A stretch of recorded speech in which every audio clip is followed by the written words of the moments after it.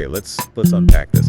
Our mission for this deep dive is a full spectrum look at competitive FPS performance. Right. We're not just looking at the gear. We're also digging into the actual methods pros use to train. Exactly. So we're synthesizing data from a few key places. We've got pro player gear lists from CS2 and Valorant, really detailed hardware reviews, and then the big one, The training protocols, Yeah. specifically from Voltaic, which is, it's the gold standard for aim training communities. So if you're listening, you're going to walk away from this with two really crucial things. First, you'll get what makes the world's best peripherals tick.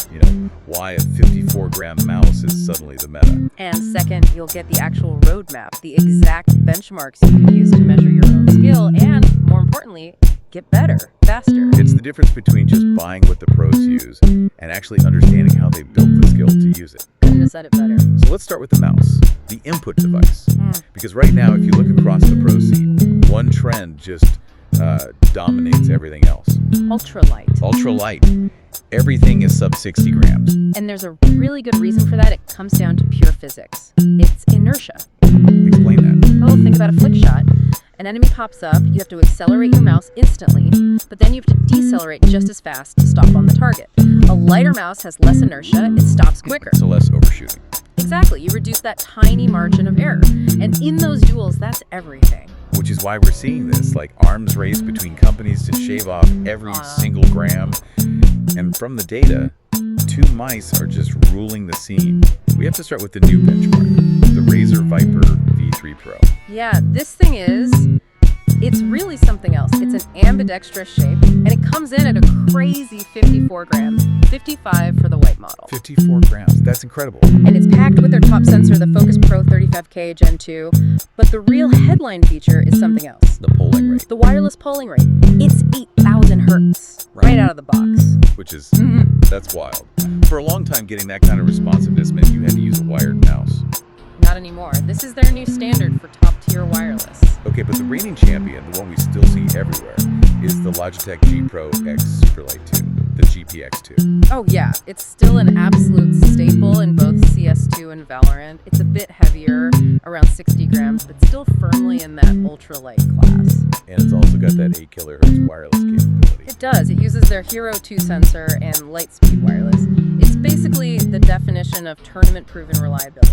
Okay, let's get into that 8 kilohertz polling rate, because I think for a lot of people, this is a confusing spec. The standard is 1 kHz, which is already really fast. It is. So what's the real trade-off? We're talking wireless mice. Does running at 8K just destroy your battery life? Oh, absolutely. That's the trade-off, 100%. You're using way more power for that data transmission. So why do it? For a pro, it's about minimizing every possible millisecond of latency. It's not that 8K will suddenly make you aim better, but it ensures that the tiniest movement you make is registered by the PC as fast as physically possible. And squeezing out that last tiny drop of performance. When there's prize money on the line, that trade-off is worth it. That makes a lot of sense. But even with all this bleeding-edge tech, the 8K photo, the 54-gram weight, all the sources kept repeating one thing over and over again. Let me guess. Shape is king. Shape is king. If it doesn't fit your hand, none of it matters. That's the absolute foundation. Your hand size, your grip style, whether you use palm, claw, or fingertip. That's what should determine your choice. Zoe's entire business model is built on this idea. Right, they focus purely on shape variation, so walk us through the main types. Okay, so you've got their EC series, that's an asymmetrical, ergonomic shape. It's built for a natural right-handed palm grip. Really comfortable for long sessions, encourages big, sweeping arm movements. Okay, so that's for stability. What about the other end for more? Microcontrol. That's where the symmetrical shapes come in. The FK series, for example, is symmetrical with a very low profile. Almost no palm support. Which lets you use your fingers and wrist more. Exactly. It's for claw and fingertip grippers who need maximum range of motion for tiny adjustments. Then you have the ZA series, which is also symmetrical, but has this high, rounded hump at the back. For palm support. Right, for people who use a sort of hybrid palm claw grip and need that support when they lift the mouse. The big takeaway here is pretty clear then. Find what fits your hand first. Don't just chase the highest specs. And what if you just want something that works without the flagship flagship price. The sources are unanimous on this, the Logitech G305 Lightspeed. The old workhorse. It is, yeah, it's 96 grams, so it's a brick by today's standards, and it runs on an AA battery. But that Hero sensor is still perfectly lag-free, and the battery life is like months. It's just unbelievably reliable. Okay, so that's the mouse. But let's talk about what goes underneath it, the mouse pad. This is probably the most overlooked part of any setup. It's so critical. It's not just a mat for your desk. It defines the friction characteristics of your entire aiming system. You have this 54-gram mouse.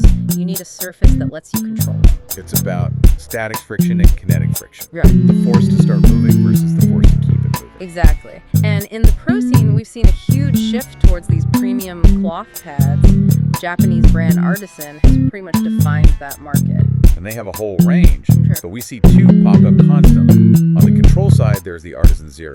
Yeah, dozens of CS2 pros use it. It's the gold standard for a control pad. It gives you a lot of stopping power, so your flicks are precise, but it doesn't feel, sludgy or slow. Not a mud pad, as they call it. Right, it has this great tactile feedback. Then for the speed players, you have the other one. The Artisan Hine. The Hine is their speed hybrid pad. The glide is super quick, very low static friction, so it's effortless to start moving.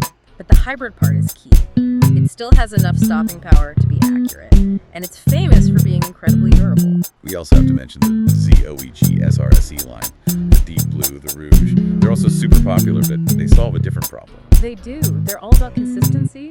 They have enhanced humidity resistance. Which is a bigger deal than people think. Oh, it's huge.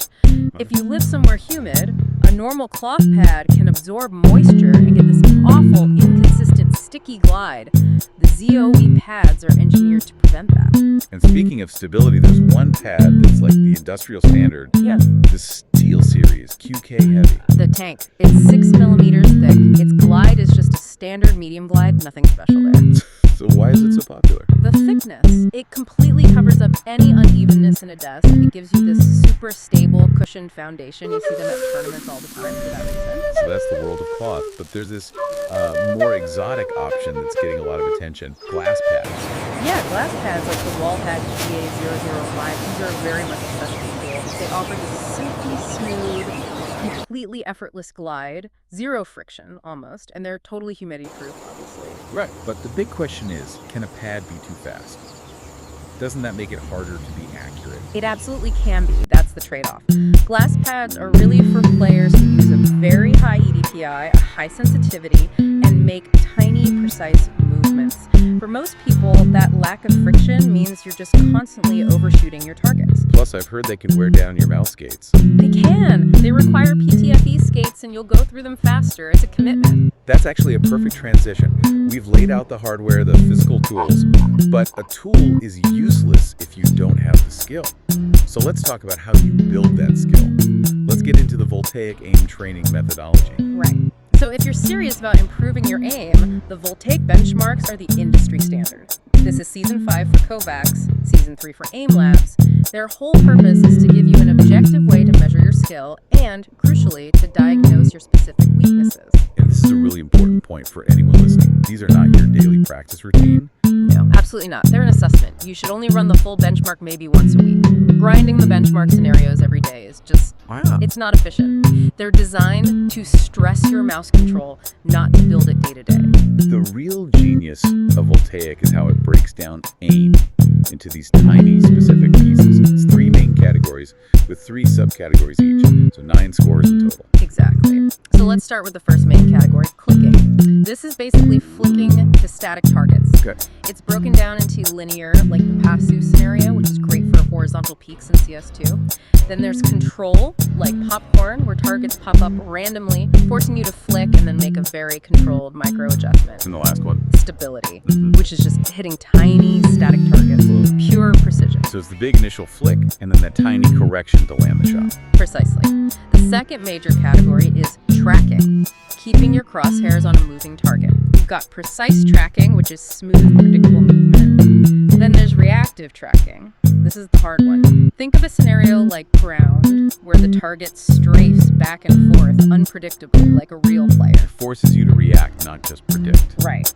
And finally, control tracking, which has targets moving on all 3 axes XYZ at different speeds. It's about all-around control. third and final category is target switching, TS. Target switching. This is about how quickly you can acquire and move between multiple enemies. So you have speed, which is just raw acquisition speed. You have evasive, where the targets are actually trying to dodge you. And then stability, which forces you to be accurate while transitioning. That structure is just incredible because you can't hide. It'll show you exactly where you're weak. So how does the ranking system work? I know it goes from iron all the way up to celestial. It uses what they call a tier and energy system. To rank up, say, to gold, you have to do two things. First, you have to hit the minimum score for gold in all 9 of those subcategories. So you can't just be a god at clicking and suck at tracking. You have to be well-rounded. The system forces it. Balanced skill. Second, you have to earn enough energy, which is just your cumulative score across all 9 scenarios. For gold, you need 400 energy, and you need to have hit that gold score in all 9 subcategories. So after you run your weekly benchmark and you see your weak spots, what's the advice for daily practice? The general advice, and what's in the Voltaic daily improvement method, is short focused sessions, 20, maybe 30 minutes a day. But the single most important rule of every top coach is this. Focus on 70% accuracy first, before you even think about speed. That connects right back to what the pros do, doesn't it? Consistency before speed. It's the same principle. Speed without control is just chaos. You're overshooting, getting frustrated. Build the consistency first, then push the speed. Let's talk settings for a second. The idea of EDPI, or effective DPI. People see a mouse box that says 35,000 DPI and think they should max it out. Which you should absolutely not do. That number is just marketing. What matters is EDPI. That's your mouse DPI, multiplied by your in-game sensitivity. And that number tells you how far you have to physically move your mouse for a 360-degree turn. Yes, and most pros land in a range that requires 35 to 50 centimeters for a full 360. That's a huge movement. That's a very low sensitivity. It is. For example, using 800 DPI on your mouse and 0.35 sensitivity in Valorant gives you an EDPI of 280. That's a sweet spot for a lot of players. It forces you to use your arm, which promotes more stable, consistent aim. And of course, always match your aim trainer settings to your game settings. Okay, let's bring it all together. We have the hardware, we have the training methodology. We can actually see specific pairings in the pro meta that are built for different aiming styles. We can. You can basically see 2 main schools of thought. First is the flip meta pairing. You see this a lot in Valorant, high-speed duels. Let me guess, the Razer Viper V3 Pro. The 54-gram Viper V3 Pro paired with the speed of the Artisan FX9. Low inertia mouse, low friction pad, it's built for speed. And what's the counterpoint to that? The more control-focused setup, maybe for Counter-Strike. That's what we could call the balanced game setup. That's the 60-gram Logitech G Pro X Superlight 2 paired with the super thick medium control Steel Series QK Heavy. Maximum stability. Maximum stability. The pad provides a solid foundation. The mouse is a reliable workhorse. It's all about precision. And we're even seeing a new category start to pop up. The hybrid mouse. Yeah, this is really interesting. It's a direct result of more people working from home. You have mice like the Razer Pro Click V2, designed to be amazing for gaming, top-tier sensors, high DPI, but also great for productivity. With things like ergonomic shapes and free spin scroll wheels for documents. Exactly. It's one tool that can genuinely excel in both worlds without making a major compromise. So to recap this whole deep dive, we've mapped out the 2 pillars of elite FPS performance. First, you've got this incredibly specific, ultralight hardware, the 54-gram Viper V3 Pro, the GPX2, and you match it with a mouse pad tuned for your style. Control with the Artisan Zero, speed with the Heen. And pillar number 2 is the training methodology, the Voltaic benchmarks. Using those 9 subcategories, clicking, tracking, and target switching, to move past just guessing at your weaknesses and having a real objective way to measure your improvement. It's not about just buying the most expensive gear, it's about making an informed choice for you, and then using a system to track the return on your investment of time and money. And here's where it gets really interesting for you to think about. If all the pro data and all the top training methods agree that consistency, that 70% accuracy, is the absolute foundation of skill, then what weakness are you trying to mask by just buying faster hardware? Exactly. And which specific Voltaic scenario, is it popcorn, is it ground, is it drift TS, is going to be the one that exposes that weakness first? You have the tools and the map. Now it's time to test your foundation.